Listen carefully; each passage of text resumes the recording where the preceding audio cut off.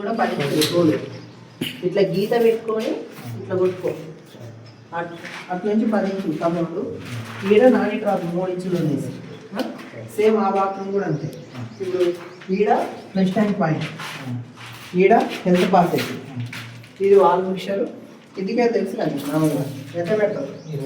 28 కాదు 39, 40 wall mixture 39. ఈ shower ఎంత చెప్తుంది తెలుసా? షవర్ దగ్గర 6 ఫీట్లు కాదు 8 ఫీట్లు వేస్తాను. హైట్ కాదు 90 ఇంచులు పెట్టు కిందికి కరెక్ట్. షవర్ కిందికి 90 ఇంచులు.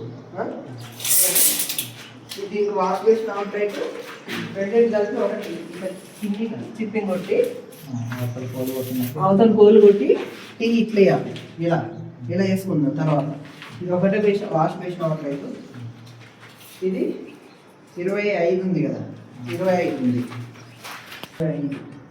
అయితే దీనికి ఏం చేయాలంటే ఆడనే కొడితే అయిపోతుంది కదా, ఈడ కొడితే రాదు. ఇటు పక్క ఇక్కడ 20 ఇంచుల కాడ హోల్ కొట్టుకొని అటు తీసుకో. 20 ఇంచుల కాడ హోల్ కొట్టు. ఈడొక బ్రాస్ట్ వేసి ఇక్కడ నుంచి అటు హోల్ కొట్టి ఒక ఎఫ్ఏబిటి ఈడ 20 ఇంచుల కాడ హోల్ కొట్టు. దీనికేమో 3 ఫీట్ల కాడ 3 ఫీట్లు దాటినా కొట్టేసి 39 కాడ కొట్టు హోల్.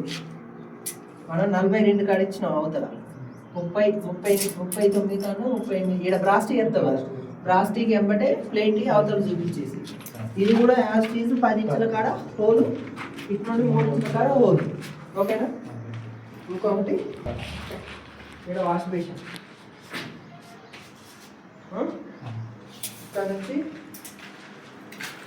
28 ఇంచులు వాటర్ లైను, 7 ఇంచ్ లైను రెండింటి కలిపి ఒకటే చిప్పింగ్ చేసి ఒక దాంట్లో ఒక నీటికి వచ్చాక లేపుకుందాం. ఇట్లా క్రాస్లో కటింగ్ పెట్టుకో.